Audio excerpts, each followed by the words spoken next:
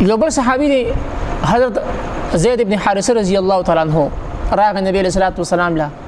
دا الله پیغمبر زما دا استه سیل نمو سیل یا د بل روایت مطابق سبل نمو د الله پیغمبر زما په مال کې ټول بهترین مال دا استه او زما ډیر زیات خوښ دی خو چون کې الله فرمایي چې تاسو نکي هغه پر نشه حاصلولي تر کوم چې زما په لار کې خپل محبوب ترین مال خرج کړي د الله پیغمبر دا الله په لار کې وقف کو بس دا ما خرج کو دا الله په لار کې خرج کړي نبی علیہ الصلوۃ والسلام هغه اس دا غزوی لور کو اسامه له د دې په هغه باندې داسې لګ بسوره غونته کې شو چې لکه دا خو زما زوی له ورکو نبی رسول الله خبر محسوس کړه